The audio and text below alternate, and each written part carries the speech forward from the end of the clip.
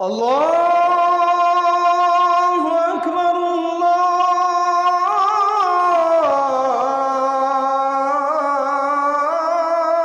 আল্লাহু আকবার। মানবাধিকার বলতে সাধারণত মানুষের জন্মগত ও অবিচ্ছেদ্য যে সকল অধিকার আছে সেগুলোকে বোঝায়, যেমন জীবন, স্বাধীনতা, সম্মান, ন্যায় বিচার, নিরাপত্তা ইত্যাদি। অর্থাৎ মানুষের যে সকল বিষয়গুলো তার জন্মগত এবং অবিচ্ছেদ্য প্রাপ্য অধিকার, সেগুলোকেই বলা হয় মানবাধিকার। দিন ইসলামের প্রধান বৈশিষ্ট্য হচ্ছে, দিন ইসলাম হচ্ছে দিনুন ইনসানিয়া, এটি মানবতার দিন। অর্থাৎ ইসলামের প্রত্যেকটি বিধান দেওয়া হয়েছে মানুষের জন্য। আর ইসলাম হচ্ছে মানবাধিকারের দিন, কারণ পৃথিবীর বুকে সর্বপ্রথম মানবাধিকার প্রতিষ্ঠা করেছে ইসলাম। মানুষকে তো আল্লাহ তাআলাই সৃষ্টি করেছেন, এজন্য যিনি স্রষ্টা, যিনি মানুষকে সৃষ্টি করেছেন, তিনি মানুষকে জন্মগতভাবে সম্মান এবং তার প্রাপ্য অধিকারও দিয়েছেন। মানুষ সৃষ্টিগতভাবেই কিন্তু সম্মানিত। এজন্য আল্লাহ তাআলার যত মাখলুকাত, যত সৃষ্টি আছে, তার মধ্যে আল্লাহ তাআলা মানুষকে আশরাফ বা সর্বাধিক সম্মানিত বানিয়েছেন। এবং মর্যাদার দিক থেকে আল্লাহ মানুষকে এমন মর্যাদা দিয়েছেন যে ফেরেশতার চাইতেও আল্লাহ মানুষকে অধিক মর্যাদা দিয়েছেন। আপনারা জানেন, আদম আলাইহিস সালামকে সৃষ্টি করার পরে ফেরেশতাদেরকে আল্লাহ আদেশ করেছেন আদম আলাইহিস সালামকে সাজদা দেওয়ার জন্য, এবং ইবলিস ব্যতীত সকলেই সাজদা দিয়েছিল। এই সাজদা দেওয়ার মধ্য দিয়ে ফেরেশতাদের চাইতে আল্লাহ তাআলা আদম বা মানুষকে সম্মানিত, মানুষকে আল্লাহ তাআলা সম্মানিত করে দিয়েছেন। তো সৃষ্টিগতভাবেই কিন্তু মানুষ সম্মানিত, মানুষ মর্যাদাবান। আর এই মানুষ যেহেতু আল্লাহ তাআলা সৃষ্টি করেছেন, তার যত ন্যায্য, তার যত প্রাপ্য অধিকার আছে, সেগুলো আল্লাহ তাআলা প্রতিষ্ঠা করবার জন্য যুগে যুগে অসংখ্য নবী এবং রাসূল পাঠিয়েছেন।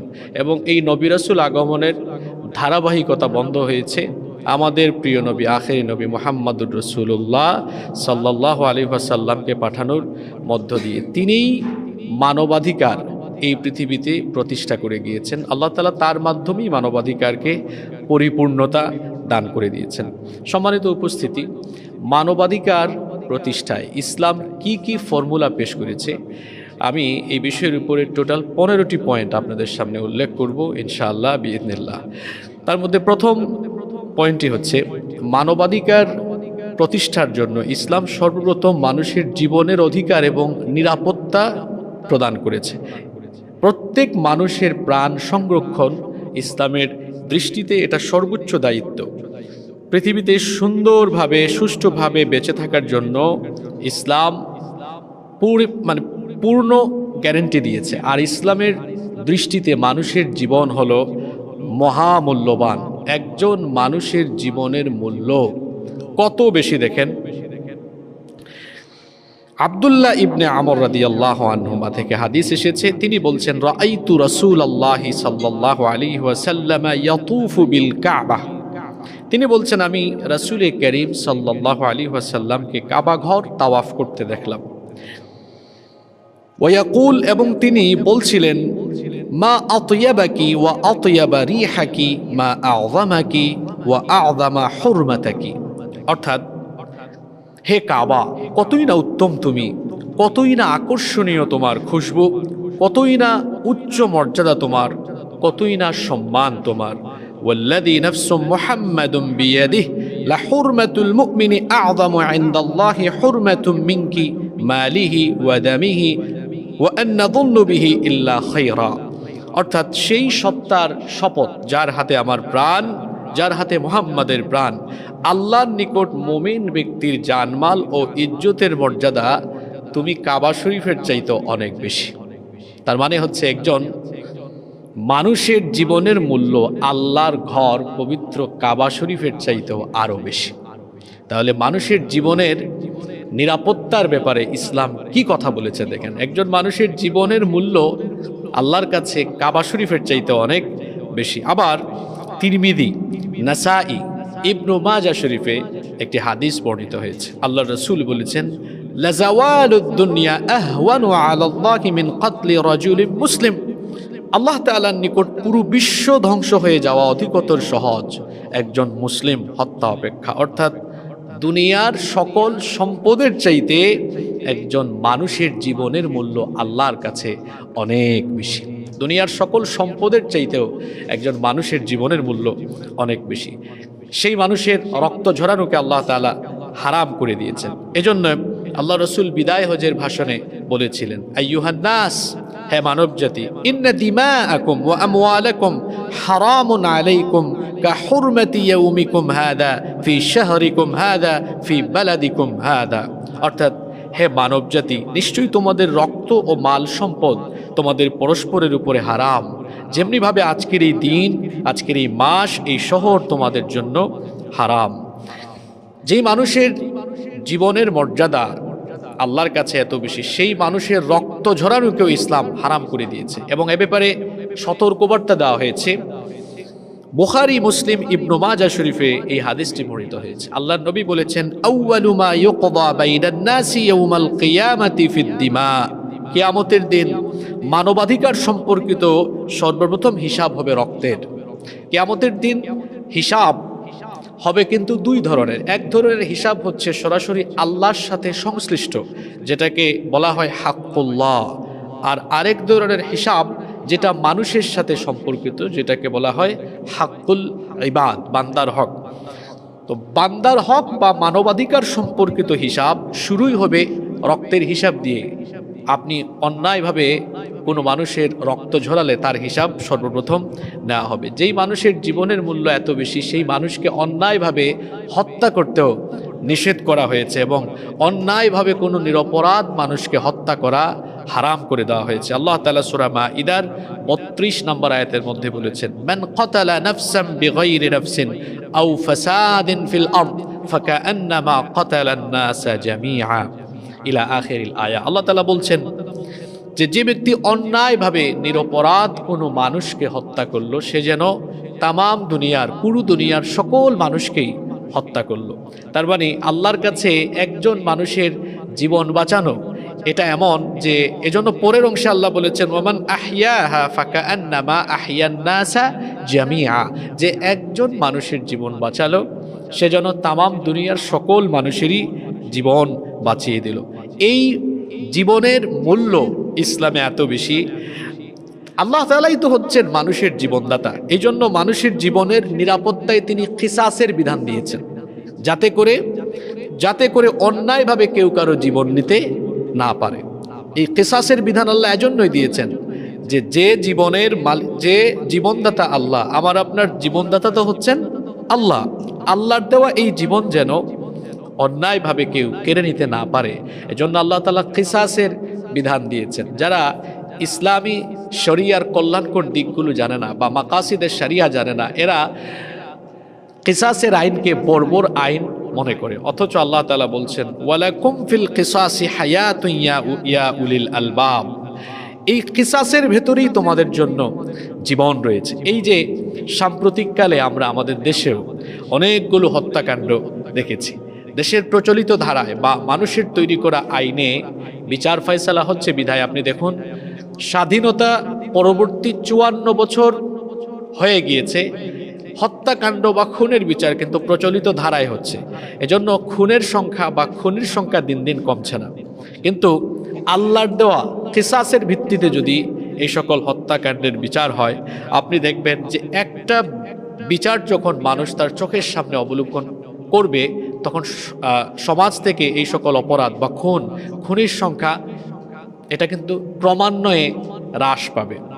মনে করুন চট্টগ্রামে কোনো খুনিকে প্রকাশ্যে জনসম্মুখে তাকে যদি মৃত্যুদণ্ড দেওয়া হয় বা তার উপরে যদি কিসাসের বিধানকে কার্যকর করা হয়, আপনি দেখবেন এই হত্যাকাণ্ড, এই বিচারটা দেখার পরে এই স্বভাবের মানুষ যারা আছে, অর্থাৎ যারা রক্ত ঝরানো খুন খারাপিতে লিপ্ত আছে, এটা দেখার পরে কিন্তু সেও হেদায়েতের পথে চলে আসার সম্ভাবনা রয়েছে। এজন্য আল্লাহ তাআলা বলেছেন, এই কিসাসের ভিতরে তোমাদের জন্য জীবন রয়েছে।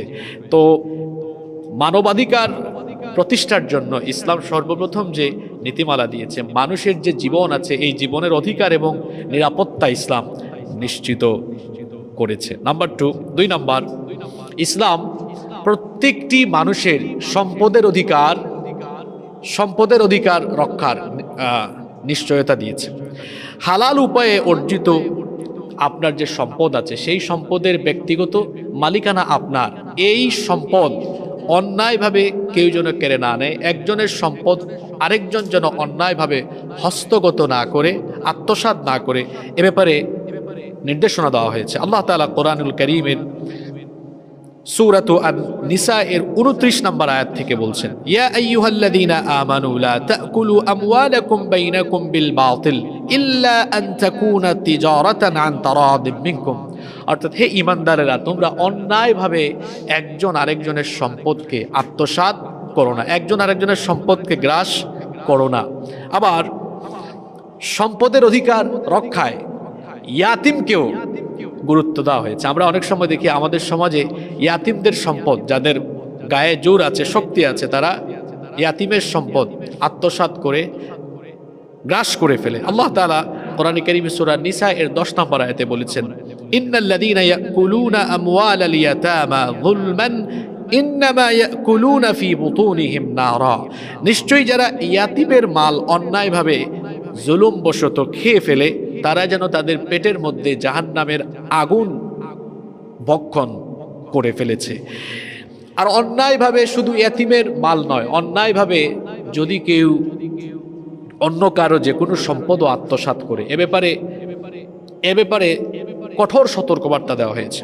বুখারী এবং মুসলিম শরীফে হাদিস এসেছে, আন সাঈদ ইবনে যায়েদ রাদিয়াল্লাহু আনহুমা, সাঈদ ইবনে যায়েদ রাদিয়াল্লাহু আনহুমা থেকে হাদিস এসেছে, আন্না রাসূলুল্লাহ সাল্লাল্লাহু আলাইহি ওয়াসাল্লাম قال من اقتطع شبرا من الارض ظلما طوقه الله اياه يوم القيامه من 7 أرضين। আল্লাহ রাসূল বলেছেন, যে ব্যক্তি অন্যায়ভাবে কারো 1 বিঘত সম্পদ আত্মসাৎ করবে, কিয়ামতের দিন ওই জালিমের কাঁধের মধ্যে আল্লাহ তাআলা 7 তবক জমিন লটকায় দিবেন। এভাবে করে মানুষের সম্পদের অধিকার রক্ষার ব্যাপারেও ইসলাম গ্যারান্টি দিয়েছে। মানবাধিকার প্রতিষ্ঠার ব্যাপারে ইসলামের 3 নম্বর ফর্মুলা হলো প্রত্যেক মানুষের সম্মান এবং মর্যাদা রক্ষার ব্যাপারেও ইসলাম নীতিমালা দিয়েছে। দেখুন, একটি বাস্তব কথা বলি, আপনার কাছে কয়েকশো কোটি টাকার সম্পদ আছে। মনে করুন এই আমাদের সমাজে কারো কাছে কয়েকশো কোটি টাকার সম্পদ আছে, কিন্তু লোকটার কোনো ইজ্জত নাই, সম্মান নাই, তাকে কেউ ইজ্জত দেয় না, সম্মান দেয় না। এই লোকটার এই শত শত কোটি টাকার সম্পদ পাওয়ার পরেও আত্মতৃপ্তি যেটা থাকার কথা তার মধ্যে এটা থাকবে না। কারণ সম্পদশালী হয়ে যদি কেউ সম্মানিত হতে না পারে, তাহলে এই সম্পদ কোনো কাজে আসে না। তার মানে সম্পদের চেয়েও মানুষ সম্মান ইজ্জত অনেক সময় কামনা করে অনেক বেশি।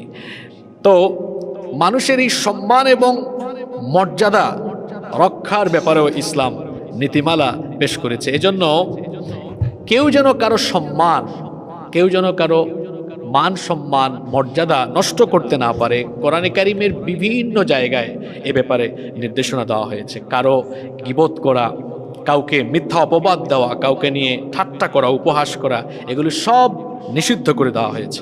কোরআনে কারীমের 49 নম্বর সূরা সূরাতুল হুজুরাতের 11 নম্বর আয়াতে আল্লাহ তাআলা বলছেন, ইয়া আইয়ুহাল্লাযীনা আমানু লা ইয়াসখার কওমুম মিন কওমিন আসা আন ইয়াকুনু খায়রাম মিনহুম ওয়ালা নিসাউম মিন নিসাইন আসা আন ইয়াকুননা খায়রাম মিনহুন।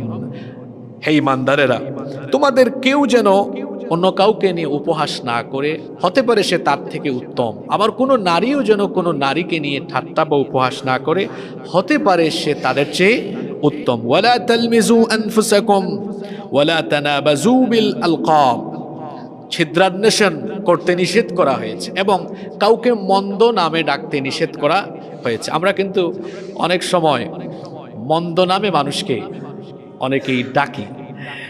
আমি আপনাদের কথা কি বলবো, আমি গতকাল ফেসবুক স্ক্রল করছিলাম, তা দেখলাম বাইতুল মুকাররমের বর্তমান খতিব মুফতি আব্দুল মালেক হাফিজাহুল্লাহ, তো ওনাকে নিয়ে কোনো একজন বক্তা বক্তব্যের মধ্যে ওনার নামটা খুব ব্যঙ্গ বিদ্রুপ করে বলছে, তার সামনে শ্রোতারা আছে, কয়েকশো শ্রোতা, তারাও খুব হাসাহাসি করছে।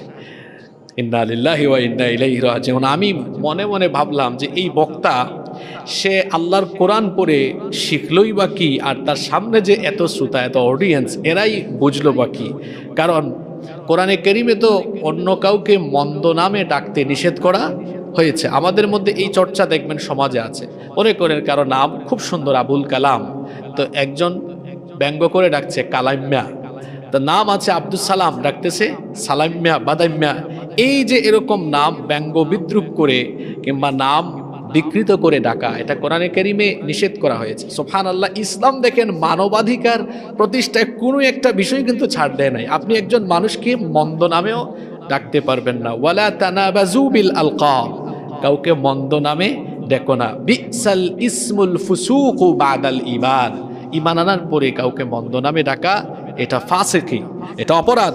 ওয়ালা ওয়ামান লাম ইয়াতুব ফাউলাইকা হুমুয যালিমুন, আর এ ধরনের কাজ করে যদি কেউ তওবা না করে মারা যায়, ফাউলাইকা হুমুয যালিমুন, এরা হচ্ছে জালিম সম্প্রদায়ের অন্তর্ভুক্ত। সূরা হুজুরাতের 12 নম্বর আয়াতে আরো বলা হয়েছে, ইয়া আইয়ুহাল্লাযীনা আমানু ইজতানিবু কাসীরাম মিনায যান, হে ঈমানদারেরা অধিকতর অনুমান বা কুধারণা থেকে বেঁচে থাকো। কুধারণার অভ্যাস কিন্তু আমাদের সমাজের অনেকের মধ্যে আছে। মনে করুন কেউ তার পরিবারের কোনো নারীকে নিয়ে বের হয়েছে, আরেকজন ধারণা করে বসলো যে দেখেছো এই লোকটাকে অনেক ধার্মিক বা অনেক দিনদার মনে করতাম, তো মাঝে মাঝে দেখি নারী নিয়েও বের হয়ে আড্ডা টাড্ডা মারে। এখন যে আছে সাথে সেটা তো তার বোন বা সেটা তার স্ত্রীও হতে পারে, আপনি কুধারণা করে বসলেন। কেউ একজন ফোনে লম্বা সময় কথা বলছে, আপনি কুধারণা করে বসলেন, সম্ভবত ফোনে সে কোনো মেয়ের সাথে কথা বলছে। এভাবে করে বিভিন্ন বিষয় নিয়ে আপনি কুধারণা করলেন। কুধারণা কিন্তু জঘন্যতম অপরাধ, নিষেধ করা হয়েছে। ইন্না বা'দায-যান্নি ইসমুন, নিশ্চয়ই কিছু কিছু অনুমান মারাত্মক অপরাধ। ওয়ালা তাজাসসু, এবং বলা হচ্ছে কারো গোপন বিষয়ে ছিদ্রান্বেষণ করো না, দুষ্টালাশ করো না।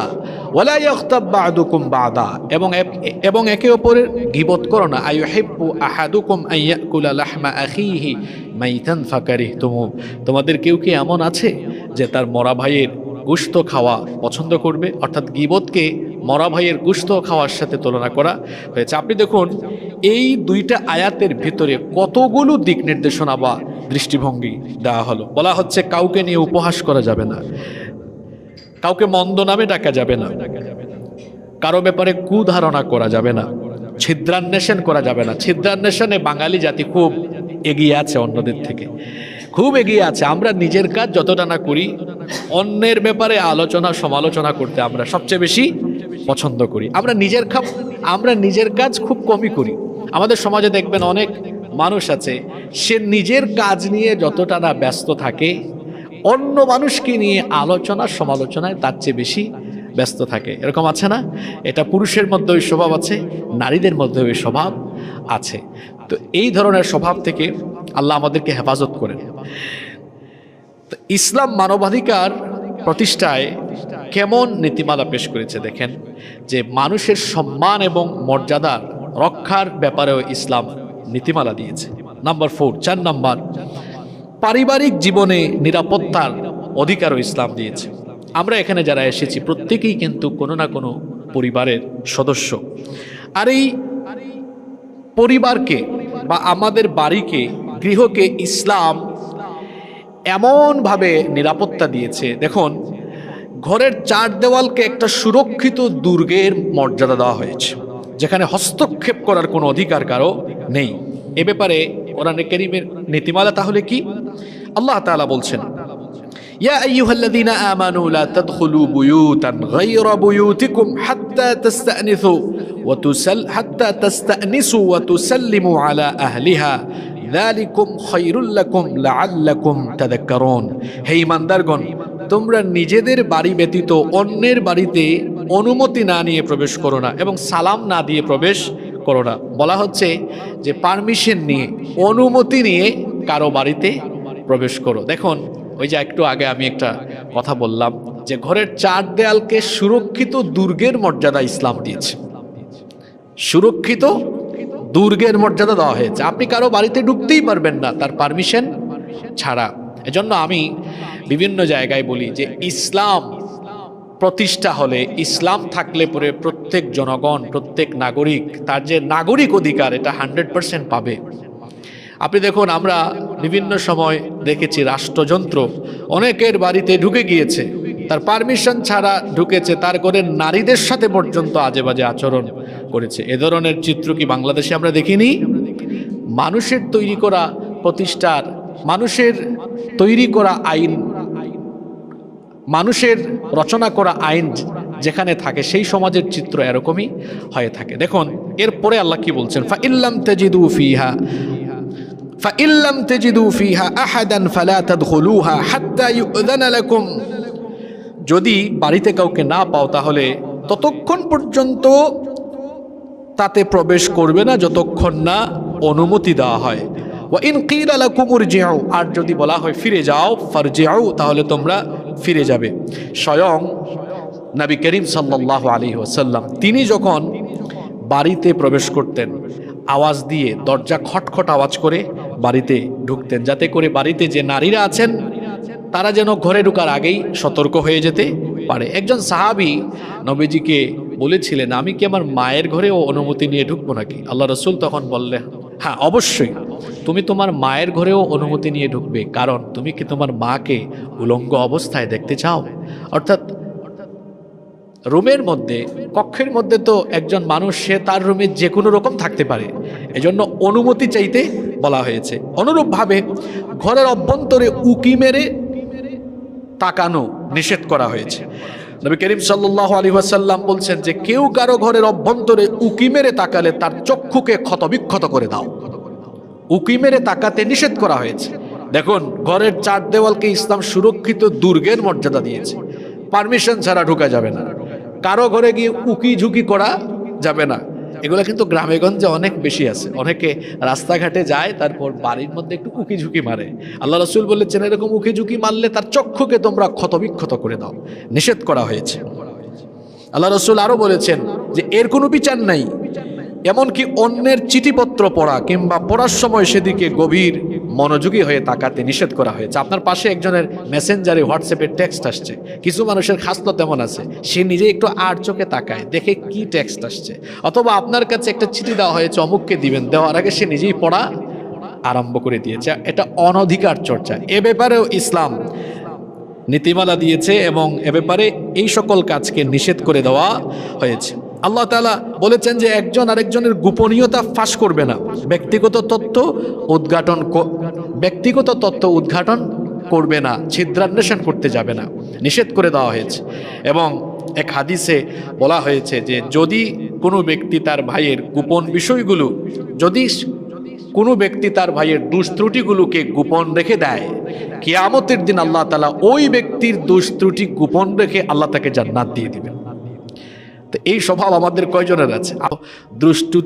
দুষ্ত্রুটি দেখলে তাকে ব্যক্তিগতভাবে সংশোধন করে না দিয়ে বরং আমরা তাকে আরও বেশি অপদস্থ করতে পছন্দ করি। এবং জাতিগতভাবে আমার মনে হয় আমরা সবচেয়ে বেশি এগিয়ে আছি। আল্লাহ তাআলা এই জাতিকে হেফাজত করে।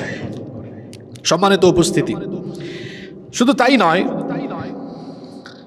শাসকবর্গকেও বিশেষভাবে গুপ্তচর বৃত্তি থেকে বিরত থাকার নির্দেশ দেওয়া হয়েছে। নবী করিম সাল্লাল্লাহু আলাইহি ওয়াসাল্লাম নির্দেশ দিয়েছেন এটা।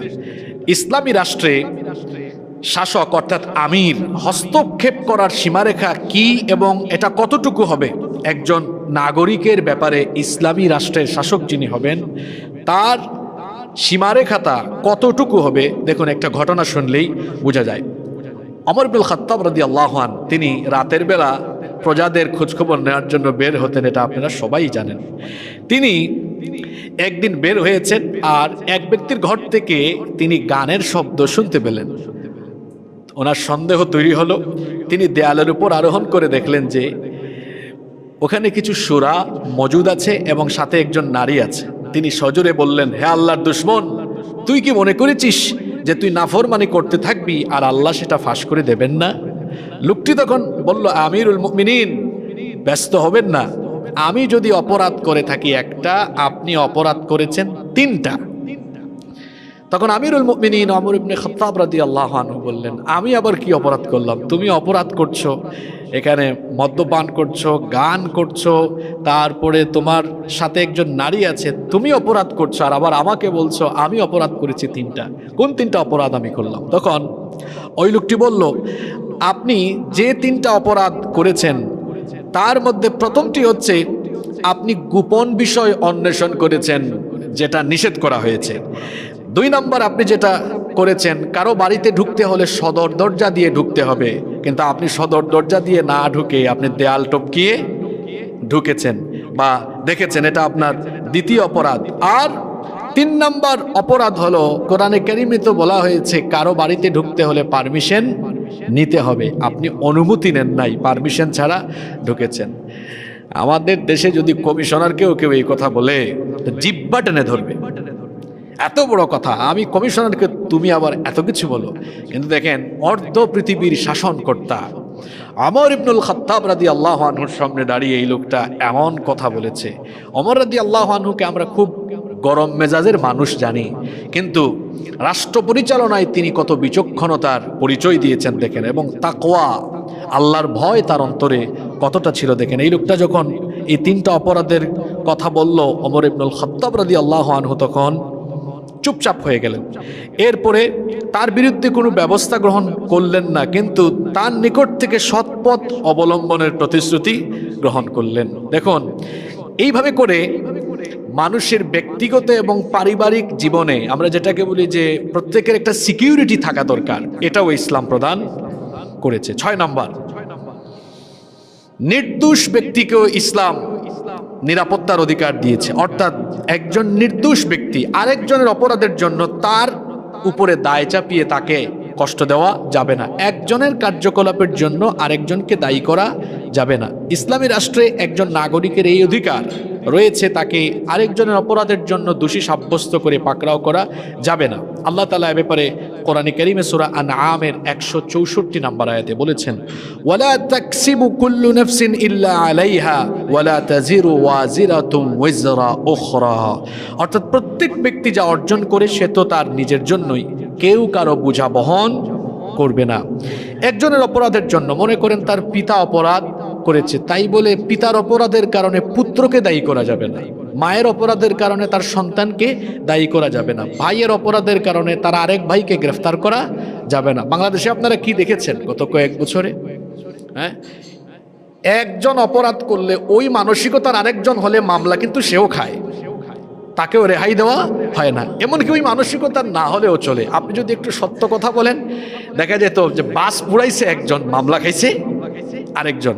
এরকম চিত্র কি বাংলাদেশে আমরা দেখি নাই? এটা নিষেধ করা হয়েছে, এতে মানবাধিকার খর্ব হয়। যে দোষী, যে অপরাধী, তাকেই কেবল দোষের জন্য শাস্তি দেওয়া যাবে, একজনের অপরাধের জন্য আরেকজনকে শাস্তি দেওয়া যাবে না। নাম্বার 6 নম্বর, ইসলাম মানুষকে মত প্রকাশের স্বাধীনতা দিয়েছে। প্রত্যেক ব্যক্তি স্বাধীনভাবে তার মতামত পেশ করতে পারবে, স্বাধীনভাবে তার মত প্রকাশ করতে পারবে। সৃষ্টিগতভাবেই কিন্তু মানুষকে আল্লাহ তাআলা স্বাধীন করে দিয়েছেন। কিভাবে? আল্লাহ বলেছেন, ফামান শাআ ফালিউমিন ওয়া মান শাআ ফালিয়াকফুর। যার ইচ্ছা ঈমান আনুক, যার ইচ্ছা কুফরি করুক। আল্লাহ তাআলা মানুষকে স্বাধীনতা দিয়েছেন, কিন্তু আল্লাহর সৃষ্টি এই মানুষের মধ্যেই আবার কিছু মানুষ মাঝে মাঝে ক্ষমতা পেয়ে জুলুমের সর্বোচ্চ জায়গায় চলে যায়, এবং সে তখন মানুষের স্বাধীনতা খর্ব করে ব্যক্তি স্বাধীনতা বা মত প্রকাশের স্বাধীনতা অনেক সময় কেড়ে নেয়। ইতিপূর্বে বহু জালেম সম্প্রদায় কিন্তু এগুলো করেছে। ফেরাউন, নমরুদ, আবু জাহাল, আবুল আহাব, উতবা, শাইবা, এদের প্রত্যেকের জীবন কাহিনী পড়লে দেখা যায় যে এরা তাদের নেতৃত্ব বা ক্ষমতার জন্য মানুষের ব্যক্তি স্বাধীনতাকে পর্যন্ত খর্ব করে দিয়েছে। এটা করা যাবে না, কারণ প্রত্যেকটি মানুষ সৃষ্টিগতভাবেই স্বাধীন চেতা। সে স্বাধীনভাবে তার মত প্রকাশ করবে, তার মত প্রকাশে বাধা দেওয়া যাবে না। নাম্বার 7 নম্বর, পারিবারিক পরিমণ্ডলেও ইসলাম মানবাধিকার নিশ্চিত করে দিয়েছে। একজন শিশুর অধিকার ইসলাম দিয়েছে। একজন শিশু জন্মের পরে তার মা বাবা তার কি কি হক, কি কি অধিকার নিশ্চিত করবে সে ব্যাপারেও ইসলাম নীতিমালা দিয়েছে। তার মাকে দায়িত্ব দিয়েছে দুধ পানের জন্য, তার বাবাকে দায়িত্ব দিয়েছে ভরণ পোষণের বন্দোবস্তের জন্য, সন্তানের হক পালনের জন্য মা বাবাকে নির্দেশ দেওয়া হয়েছে। আমার দেশে অনেক বাবা মা আছেন, অনেক সময় ইসলামিক স্কলার বা আলেমদেরকে দেখলে বা বিভিন্ন সেমিনার, সিম্পোজিয়াম, জুমার খুতবা, আলোচনায় তারা বলেন যে সন্তানদের উদ্দেশ্যে একটু নসিহত করেন, তারা যেন আব্বা আম্মার খেদমত করে। আপনি যদি আপনার সন্তানের হক সঠিকভাবে আদায় করেন, এই সন্তান আপনার সাথে কখনো বেয়াদবি করবে না। সন্তান জন্ম দিয়েই দায়িত্ব শেষ হয়ে যায় না। গাছ রোপণ করলেই গাছ থেকে ফল পাওয়া যায় না। ওই গাছ রোপণ করার পরে সেই গাছের গোড়ায় পানি ঢালতে হয়, কখনো দরকার পড়লে সার দিতে হয়, বিষ দিতে হয়, পরিচর্যা করতে হয়, তারপরে সেই গাছ থেকে ফল পাওয়া যায়। যেমনিভাবে গাছ রোপণ করার পরেও পরিচর্যা না করলে ফল পাওয়া যায় না, সন্তান জন্ম দেওয়ার পরে সেই সন্তানকে সঠিকভাবে গাইড না করলে, দিন আদব না শিখালে ওই সন্তানের কাছ থেকেও কিন্তু আদব আখলাক আশা করা যায় না। এজন্য সন্তানের হক আদায়ের ব্যাপারে ইসলাম নীতিমালা দিয়েছে। আপনি বাবা হিসাবে, মা হিসাবে আপনার সন্তানের হক আদায় করবেন, তার অধিকার আপনি তাকে দিবেন। তার শিক্ষা, উত্তম শিক্ষা, দিন শিক্ষা, আদব আখলাক, একেবারে শুরু থেকে জন্মের পর থেকে তার সুন্দর নাম রাখতে হবে, এটা তার অধিকার, এটা তার অধিকার। তাকে আকিকা দেওয়া, তার জন্য আকিকা দেওয়া, সুন্দর নাম নির্বাচন, তারপরে তাকে দিন শিক্ষা দেওয়া, আদব শিক্ষা দেওয়া, এই সব কিছু কিন্তু আপনার দায়িত্ব, তার অধিকার, আপনি তাকে দিতে হবে, এটা তার অধিকার। ঠিক তেমনিভাবে পিতামাতার অধিকারও ইসলাম দিয়েছে। সন্তানদের প্রতি ইসলামের আদেশ হলো যে তারা যেন তাদের মা বাবার খেদমত করে, ইহসান করে। একইভাবে বিয়ে শাদীর পরে স্বামী স্ত্রী একজন আরেকজনের হকের ব্যাপারে, অধিকার রক্ষার ব্যাপারে যেন সচেতন হয়। এভাবে পারিবারিক পরিমণ্ডলে ইসলাম প্রত্যেকের অধিকার নিশ্চিত করেছে। নাম্বার 8 নাম্বার, শুধু পরিবার নয়, সামাজিক পরিমণ্ডলেও ইসলাম মানবাধিকার বা মানুষের অধিকার প্রতিষ্ঠা করেছে। আমরা মানুষকে তো বলা হয় যে সামাজিক জীব, আমরা সমাজবদ্ধ হয়ে বসবাস করি। এই সমাজে আমাদের প্রতিবেশী আছে, আমাদের আত্মীয় স্বজন আছে, সেই পাড়া প্রতিবেশী আত্মীয় স্বজনের অধিকার নষ্ট করতেও নিষেধ করা হয়েছে। এমনকি এক হাদিসে আছে, যে ব্যক্তি আত্মীয়তার সম্পর্ক ছিন্ন করে সে জান্নাতে যেতে পারবে না। আপনার পাড়া প্রতিবেশী আত্মীয় স্বজন কারো কোনো হক নষ্ট করা যাবে না। নাম্বার 9 নম্বর, নারীর অধিকারও ইসলাম প্রতিষ্ঠিত করেছে। বর্তমান যুগে আমরা বিভিন্ন নারীবাদী সংগঠন বা নারী অধিকারের নামে অনেক সংগঠন আমরা দেখি। তো পৃথিবীর বুকে সর্বপ্রথম নারীর অধিকার প্রতিষ্ঠা করেছে ইসলাম, এবং আল্লাহর হাবিবের মাধ্যমে নারীদের অধিকার মর্যাদা সমুন্নত হয়েছে।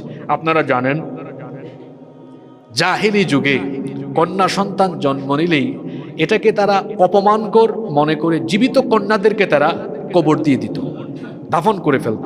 সেখানে আল্লাহ রাসূল কি বললেন? ইদা বুলিদা লিররাজুলি ইবনাতান, যখনই কোনো ঘরে কন্যা সন্তানের জন্ম হয়, বাআসাল্লাহু আযজা ওয়া জাল্লা মালাইকাতান, আল্লাহ ওই ঘরে ফেরেশতা পাঠান, এবং ফেরেশতারা এসে কি বলে? ইয়াকুলুনা আসসালামু আলাইকুম আহলাল বাইত, এই ঘরবাসী প্রত্যেকের উপরে সালাম।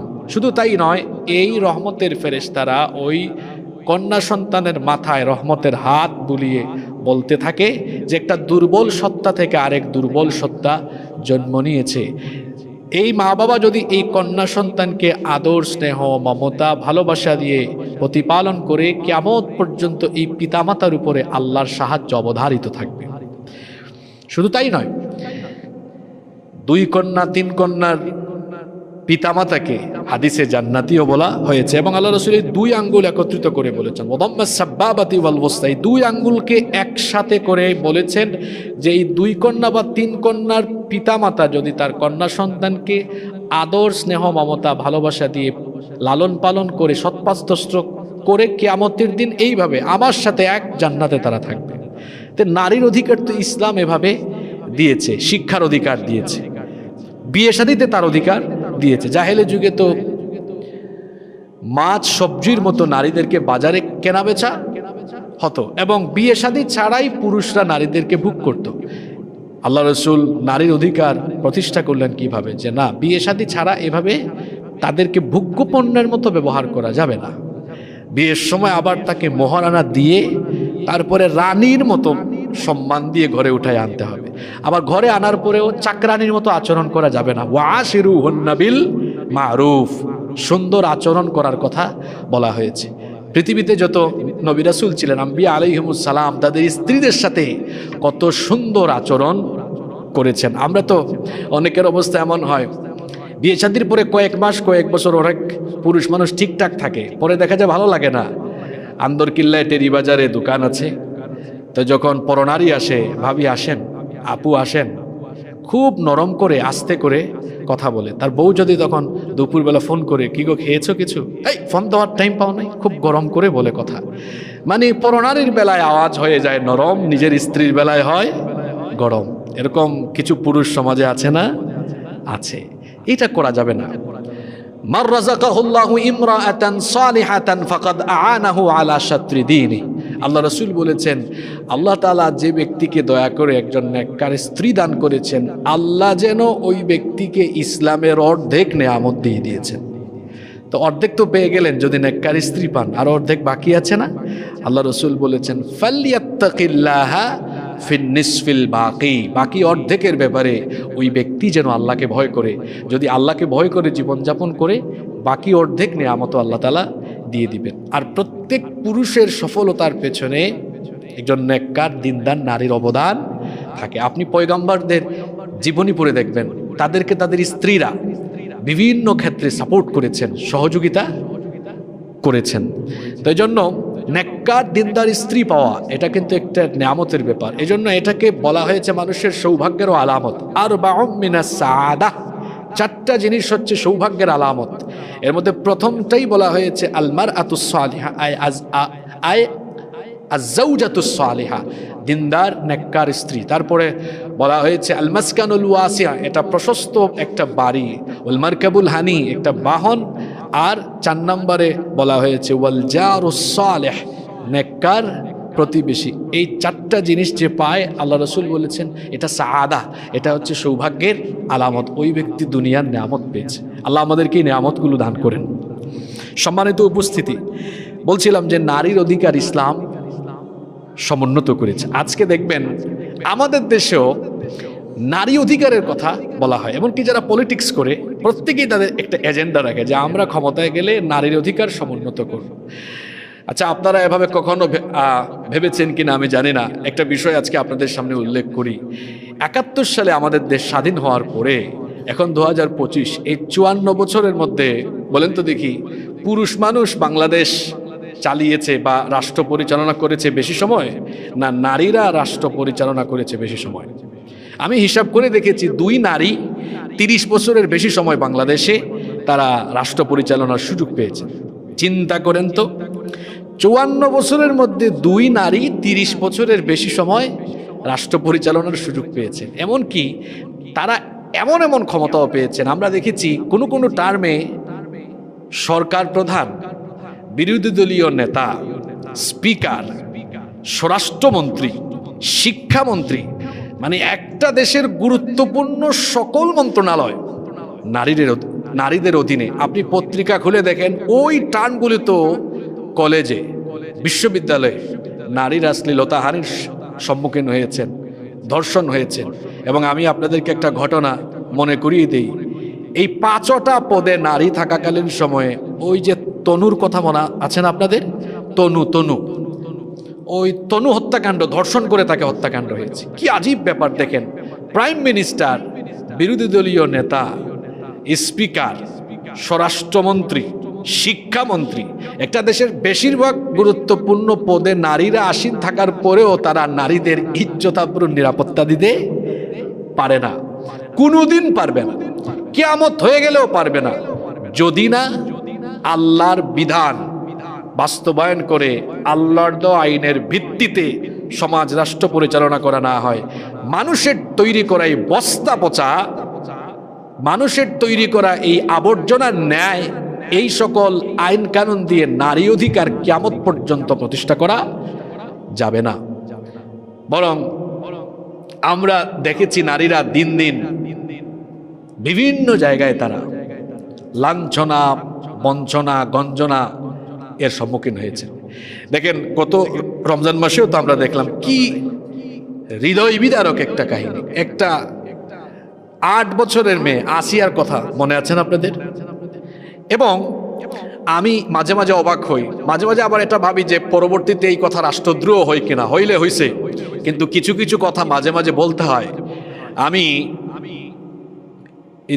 2-3 দিন পরে আবার ঘটনাক্রমে ওই মাগুরাতেই গিয়েছিলাম, একটা প্রোগ্রাম ছিল, তো সেখানে আমি বলেছিলাম যে এটা কেমন দেশে বাস করি আমরা বলেন তো। 2-3 দিন না, সপ্তাহখানেক পর হবে। এই মেয়েটা কিন্তু হাসপাতালে মারা গিয়েছিল, আপনারা জানেন। তো ধর্ষক তখনও বেঁচে আছে। তা আমি তখন বলেছিলাম যে আইন কোনো দেশে থাকলে পরে ধর্ষক বেঁচে থাকে আর ধর্ষিতা কবরে চলে যায়, সে আইনের মুখে আমি লাথি মারি, এই আইনের মুখে আমি থুতু নিক্ষেপ করি। এটা কেমন আইন যে ধর্ষিতা কবরে যায় আর ধর্ষক বেঁচে থাকে? আমার কাছে এই আইনের কোনো মূল্য নাই।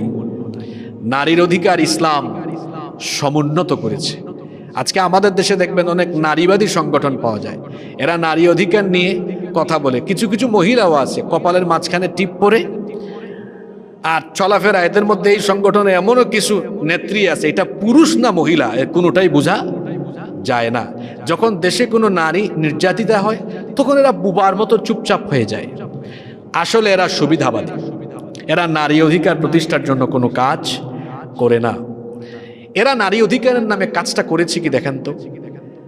বিভিন্ন সিম কোম্পানি, বিভিন্ন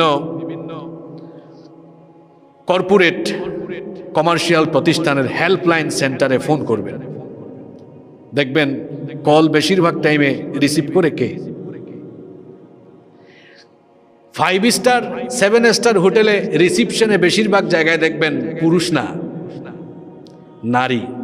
টেলিভিশনে নিউজ পড়ছে কিংবা কোনো প্রোগ্রাম উপস্থাপনা করছে, সেখানেও পুরুষ নয়, বেশিরভাগ নারী। তা আপনি বলছেন আমরা তো নারীর ক্ষমতায়ন করছি না।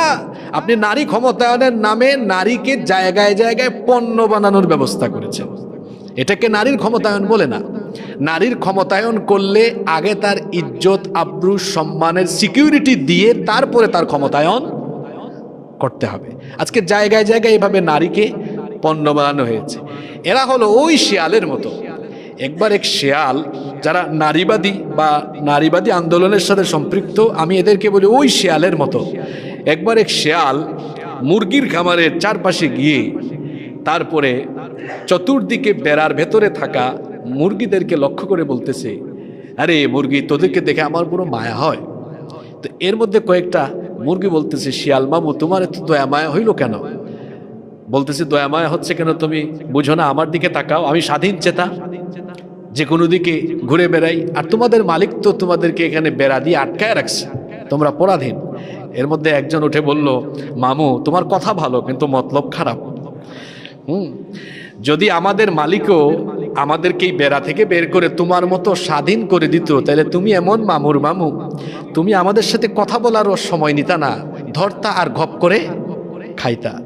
আজকে যারা নারীবাদীদেরকে সমর্থন করে আর নারীবাদীদেরকে আশেপাশে রেখে নারী ক্ষমতায়নের কথা বলে, এদের বাস্তব চরিত্র একরকম আর ভেতরকার চরিত্র আরেক রকম। এরা আসলে নারীবাদীদেরকে আন্দোলনে নামায়া নারীদেরকে জায়গায় জায়গায় ভোগ্য পণ্য বানিয়ে আমার দেশের অবলা সহজ সরলা মা বোনদেরকে তাদের ইজ্জত লুণ্ঠনের ব্যবস্থা করতে চায়। এ ব্যাপারে আমাদেরকে সচেতন হতে হবে। নারীর অধিকার ইসলাম দিয়েছে। ওরা বলে যে মোল্লারা, মৌলবাদীরা, তারা পর্দার কথা বলে বলে নারীদেরকে পিছিয়ে দিচ্ছে। আমরা ভাই নারীদেরকে পিছিয়ে দিচ্ছি না, নারীদেরকে পৃথিবীর বুকে সর্বপ্রথম এগিয়ে দিয়েছে ইসলাম। এই যে জাতিসংঘ মানবাধিকার কমিশন আছে, এটা তো প্রতিষ্ঠাই হয়েছে 1948 সালে।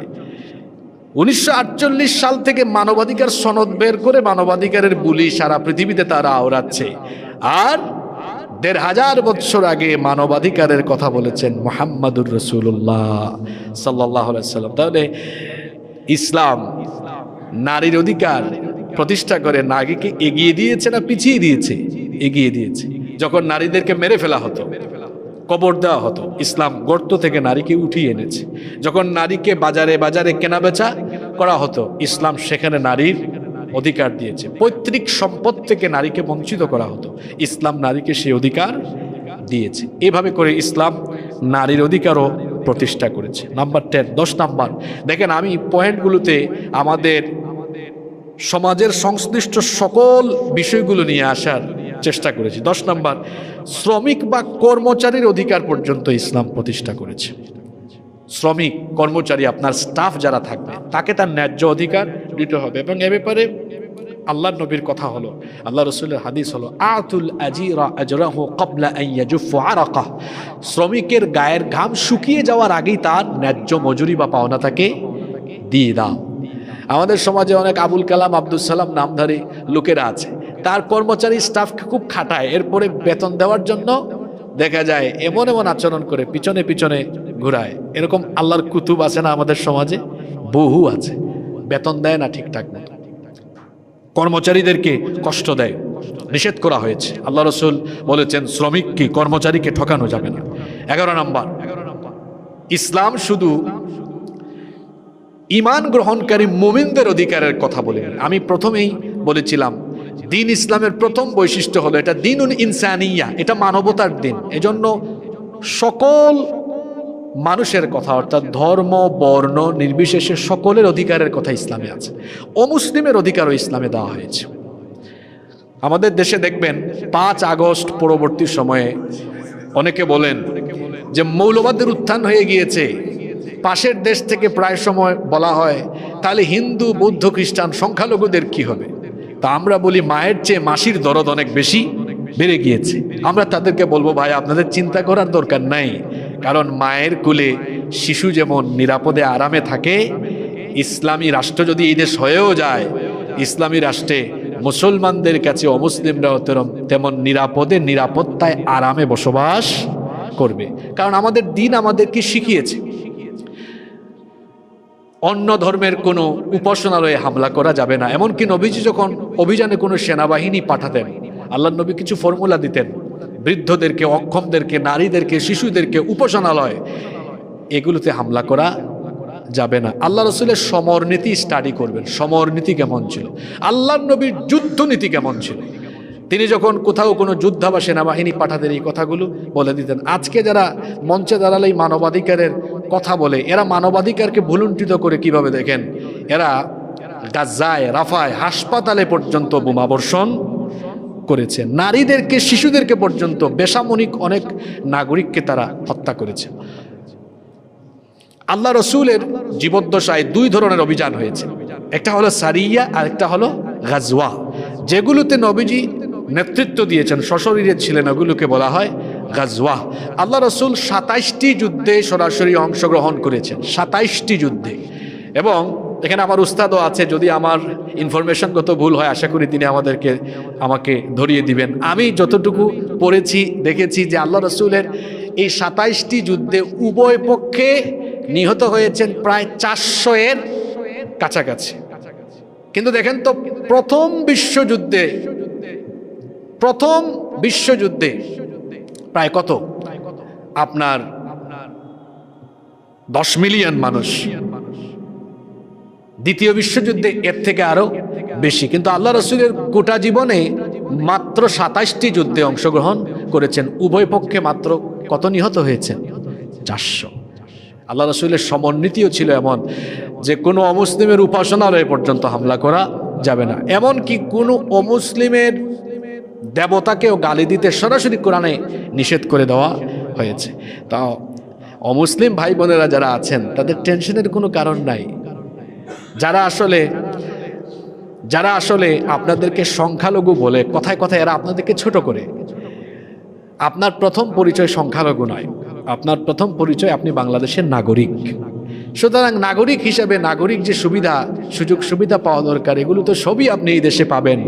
ধর্মের কারণে তো আপনার নাগরিক সুযোগ সুবিধা বঞ্চিত হয়ে যাবে না। যারা আমাদের ব্যাপারে এই কথা বলে যে মোল্লারা, হুজুররা কিংবা ইসলামিস্টরা ক্ষমতায় গেলে অমুসলিমদের অবস্থা শেষ হয়ে যাবে, এরা আসলে এগুলো বলে বলে ইসলামোফোবিয়া তৈরি করে, এর পাশাপাশি আপনাদেরকেও বা আপনাদের অন্তর একটা ভীতি প্রদর্শন করতে চায়। এই কথাগুলো সঠিক নয়, কারণ ইসলাম যদি প্রতিষ্ঠা হয়েও যায়, আল্লাহ যেন করে দেন, আমরা বলি আমিন, তাহলে আপনি আপনার উৎসব ইবাদত, আপনি আপনার সকল উপাসনা করতে পারবেন, আপনাকে কেউ বাধা দিবে না।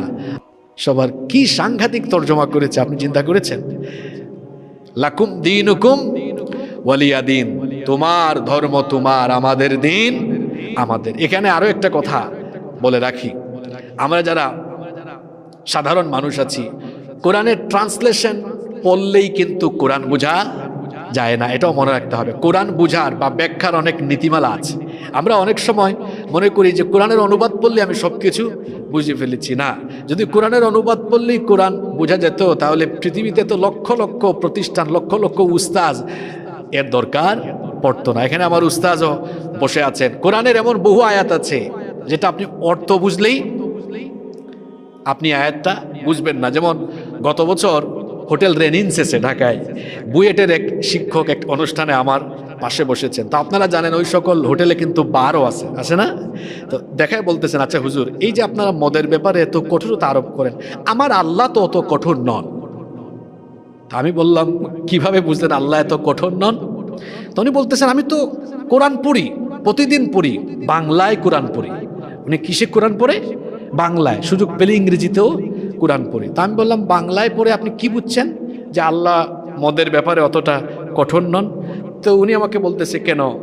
কোরআনে তো বলা হয়েছে মদ খাও, পান করো, কিন্তু নামাজের টাইমে পান করো না। ওই আয়াত আর কি, লা তাকরাবুস সালাতা ওয়া আনতুম সুকারা। তো আমি বললাম, ভাই এটা তো ট্রান্সলেশন করে কোরআন বোঝা যাবে না। কারণ হচ্ছে কোরআনের কিছু আয়াত ব্যাখ্যার ব্যাপারে নাসিখ মানসুখেরও দরকার রয়েছে। এই আয়াত তিলাওয়াত হবে, এই আয়াতের তিলাওয়াতের হুকুম আছে, এই আয়াতের তিলাওয়াতের বিধান আছে থাকবে, কিন্তু এই আয়াতের হুকুমকে পরবর্তী আয়াত নাজিল করে হুকুমকে বাতিল করে দেওয়া হয়েছে। তো দেখেন, নাসিখ মানসুখের জ্ঞান নাই, অথবা অনেক সময় এমন হবে যে আয়াত বা সূরা নাজিলের প্রেক্ষাপট, হিস্ট্রি বা ব্যাকগ্রাউন্ড জানে না, ওইটা ব্যাখ্যা করতে গেলে উল্টাপাল্টা হয়ে যেতে পারে। তো এই জন্য শুধু অর্থ নয়, কোরআন ব্যাখ্যার বা বুঝার যে নীতিমালাগুলো আছে, এগুলো না জেনে কোরআন বুঝা বা ব্যাখ্যা করা আরম্ভ করলে তখন দেখা যাবে যে সঠিকটা হবে না, অ্যাকশন না হয়ে রিয়াকশন হয়ে যেতে পারে। আল্লাহ আমাদেরকে হেদায়াত দান করেন।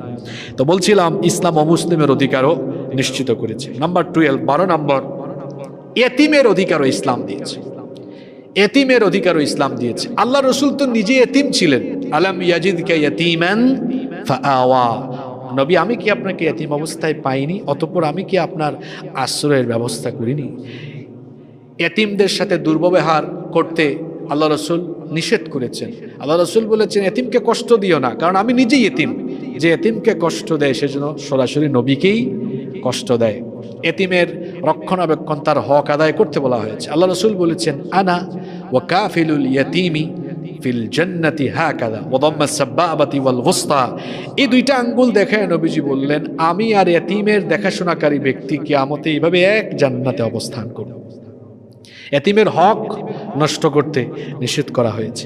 ঠিক তেমনিভাবে নাম্বার 13 নম্বর, অভাবী অসহায় যারা আছে সমাজে, তাদের অধিকারও ইসলাম দিয়েছে। এমন কোনো সমাজ ব্যবস্থা হবে না যেখানে কিছু লোক খেয়ে থাকবে আর কিছু লোক না খেয়ে থাকবে, কিছু লোক কয়েকতলা বাড়িতে ঘুমাবে আর কিছু লোক রাস্তায় ঘুমাবে। এরকম সমাজ ইসলাম প্রতিষ্ঠা করতে চায় না। এজন্য ধনবানদের সম্পদে ইসলামী অভাবী অসহায়দের হক রেখে দিয়েছে। ওয়াফি আমওয়ালিহিম হাক্কুল লিসসাইলি ওয়াল মাহরুম, তাদের সম্পদে অভাবী অসহায়দের হক, অধিকার রয়েছে, সে অধিকার তাকে দিতে হবে। আর এই অধিকার দিয়ে আপনি তাকে দয়া করছেন না, বরং এটা আপনার কাছ থেকে সে নিলে সে আপনার উপর দয়া করলো। কারণ এটা না নিলে তো আপনার সম্পদে তার অধিকার থেকে গেলে একটা আপনি দিলেন না, কিয়ামতের দিন আপনি আসামি হয়ে যেতে পারেন। সময় অনেক লম্বা হয়ে যাচ্ছে, আমার আর 2টা পয়েন্টও আছে। 14 নম্বর হচ্ছে, ইসলাম মানুষকে ন্যায় বিচারের অধিকার দিয়েছে। ন্যায় বিচার পাওয়া, এটা শুধু ধর্ম বর্ণ, এটা ধর্ম বর্ণ নির্বিশেষে সকল মানুষের ন্যায্য অধিকার। এখানে ডাক্তার ওমর ফারুক ভাই ওই যে মাখজুমিয়া গোত্রের কুরাইশি একজন নারীর ঘটনা বলেছেন, আমি এই ঘটনার উল্লেখ করব না যেহেতু তিনি বলেছেন। একটি ঘটনা শোনেন, অমুসলিম হলেও ন্যায় বিচারের বেলায় কোনো ছাড় নাই। হযরত আলী রাদিয়াল্লাহু আনহু, আলী ইবনে আবি তালিব রাদিয়াল্লাহু আনহু, তিনি যখন খলিফা, ওনার লৌহ বর্ম হারিয়ে গিয়েছিল, চুরি হয়ে গিয়েছিল, এটা খুঁজে পাচ্ছিলেন না। অনেক দিন পরে এক ইয়াহুদির কাছে এই লৌহ বর্মটি পাওয়া গেল। তিনি ইয়াহুদিকে বললেন, শোনো, এই লৌহ বর্মটি আমার লৌহ বর্মটি তুমি আমাকে দিয়ে দাও। তিনি চেয়েছেন, তিনি না চেয়ে ক্ষমতা বলে জোর করে নিয়ে নিতে পারতেন না, পারতেন, কিন্তু চেয়েছেন আমাকে আমার এই লৌহ বর্মটা দিয়ে দাও। ইয়াহুদি বলল, এই লৌহ বর্মটি তো আমার, এটা আপনার হবে কিভাবে? এখন লৌহ বর্ম একটা আর মালিকানা দাবি করছেন দুইজন। এজন্য আলী ইবনে আবি তালিব রাদিয়াল্লাহু আনহু বললেন, ঠিক আছে, আমরা এখন কাজীর সম্মুখীন হব, বিচারকের সম্মুখীন হব। এখন বিচারকের সম্মুখীন হয়েছেন। আমার দেশে তো রাষ্ট্রপ্রধান হওয়া লাগবে না, সামান্য একটু ওয়ার্ডেও পদ থাকলে কি এর বিচার? তুমি জানো আমার পদ কি? জোর করে নিয়ে চলে যাবে। কিন্তু খলিফা তিনি বলছেন, চলো আমরা তাহলে কাজীর সম্মুখীন হই। এবার বিচারের সম্মুখীন হয়েছেন। তখন বিচারক বললেন,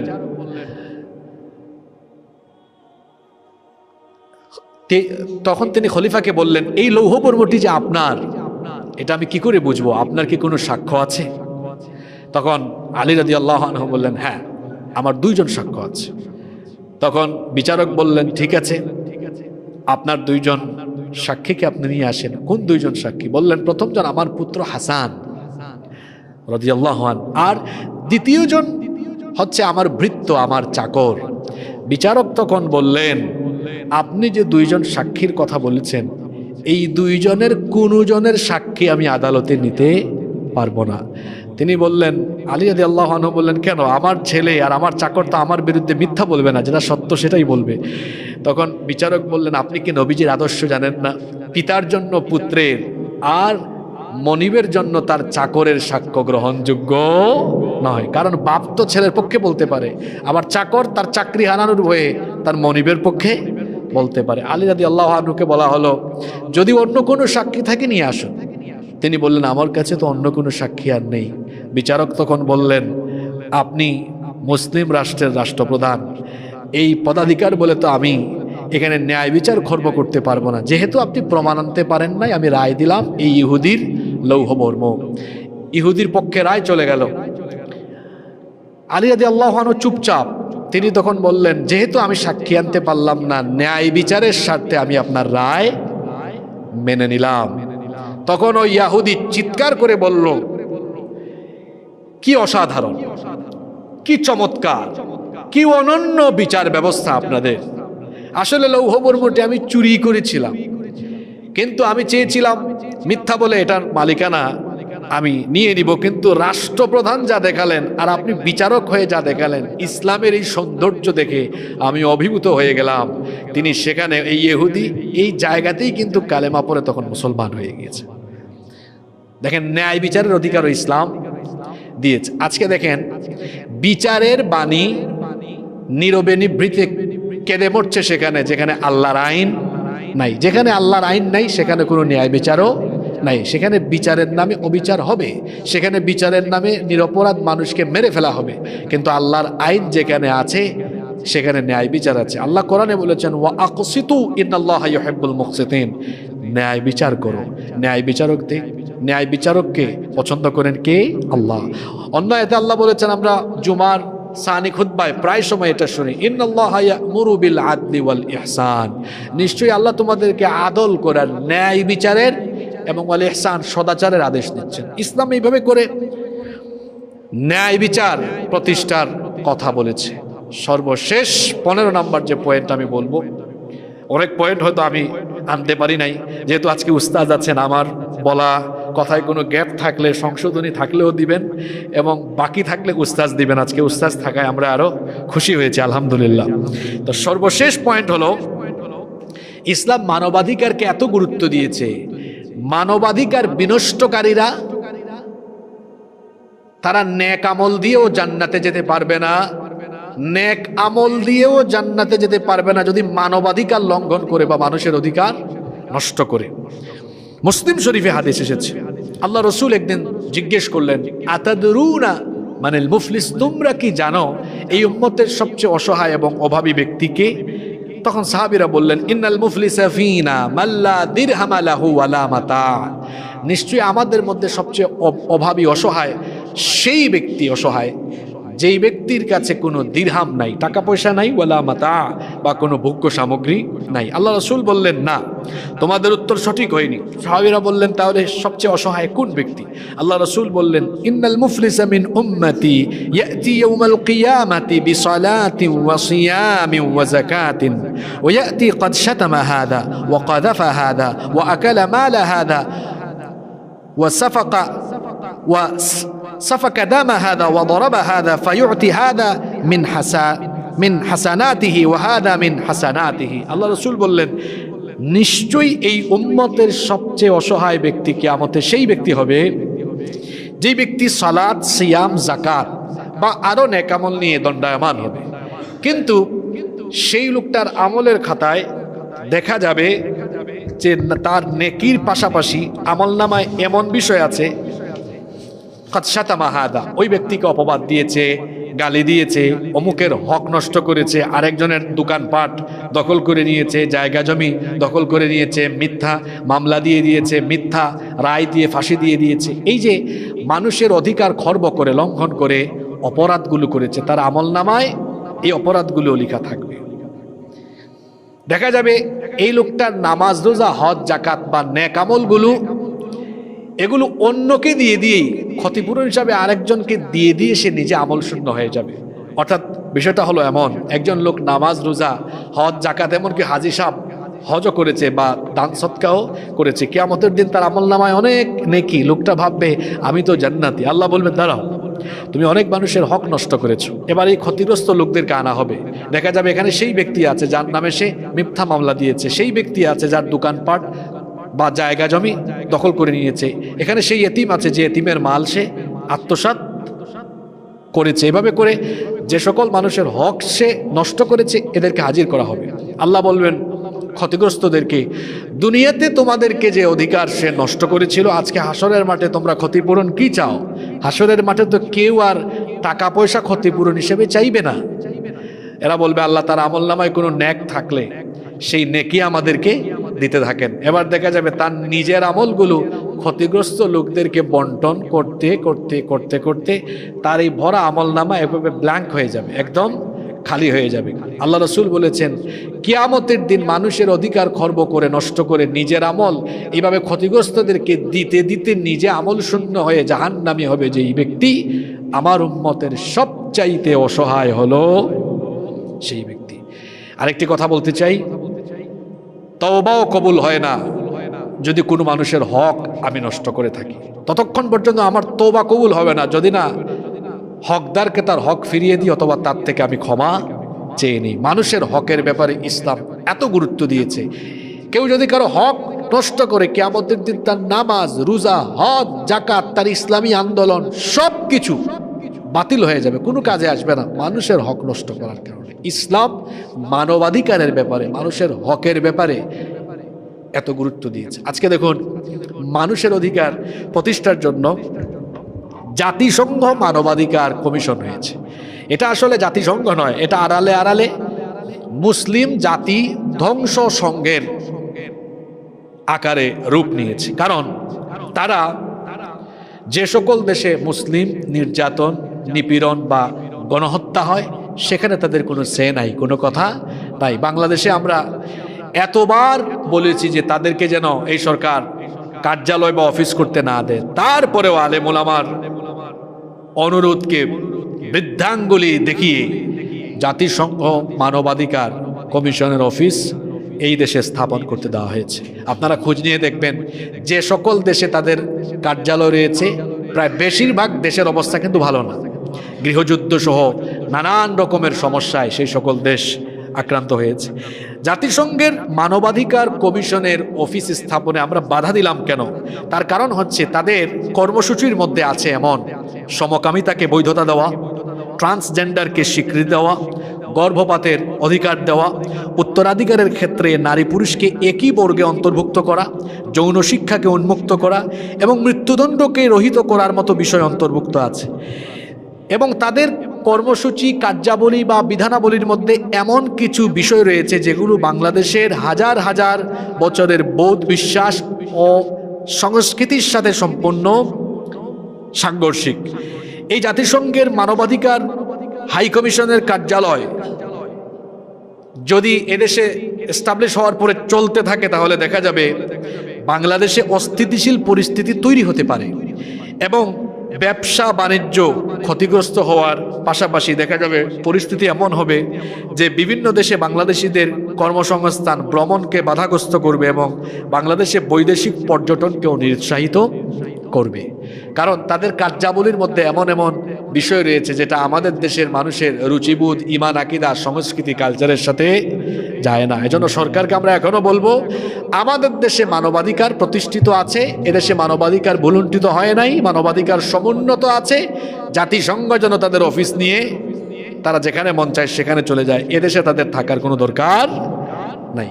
মানবাধিকার কমিশনের কাজ এদেশে কি? তারা কাজ করুক গিয়ে কাশ্মীরে, কাজ করুক গিয়ে গাজাতে, রাফাতে, যেখানে নির্বিচারে গণহত্যা হচ্ছে, ওখানে তাদের কোনো সে নাই। এজন্য আমি বলেছি, এরা মানবাধিকার কমিশনের নাম দিয়ে মূলত গোটা পৃথিবীব্যাপী মুসলিম নিধনযজ্ঞের কর্মসূচি আঞ্জাম দিয়ে যাচ্ছে। আল্লাহ এদের থেকে মুসলমানদেরকে হেফাজত করে। সম্মানিত উপস্থিতি, দীর্ঘ সময় ধরে ইসলাম ও মানবাধিকারের উপরে আমরা 15টি পয়েন্টে আলোচনা শুনেছি। ইসলাম এভাবে করে মানুষের প্রত্যেকটি দিক এবং বিভাগে তার যে ন্যায্য জন্মগত এবং অবিচ্ছেদ্য যত অধিকার আছে এগুলো প্রতিষ্ঠা করেছে। আল্লাহর দেওয়া দিন, এই ইসলামের বিধান যখন আমাদের সমাজের প্রত্যেকটি স্তরে কার্যকর হবে, তখন মানবাধিকার সম্পূর্ণভাবে পরিপূর্ণভাবে প্রতিষ্ঠিত হবে। আল্লাহর দেওয়া দ্বীনের বাস্তবায়ন ছাড়া মানবাধিকার প্রতিষ্ঠিত হওয়া সম্ভব নয়। এজন্য আখিরি কথা বলবো, এজন্য আমরা আসুন দল মত নির্বিশেষে আল্লাহর দেওয়া বিধানকে প্রতিষ্ঠার মধ্য দিয়ে আসুন আমরা শুধু মানবাধিকার নয়, একটি আলোকিত সমাজ এবং রাষ্ট্র বিনির্মাণের জন্য আমরা সবাই ঐক্যবদ্ধ হয়ে আল্লাহর দ্বীন বাস্তবায়নের লক্ষ্যে কাজ করি। আল্লাহ আমাদের সকলকে সেই তৌফিক দান করুন। সুবহানাকা আল্লাহুম্মা ওয়া বিহামদিকা আশহাদু আল্লা ইলাহা ইল্লা আনতা আস্তাগফিরুকা ওয়া আতুবু ইলাইক। ওয়াসসালামু আলাইকুম ওয়া রাহমাতুল্লাহি ওয়া বারাকাতুহু।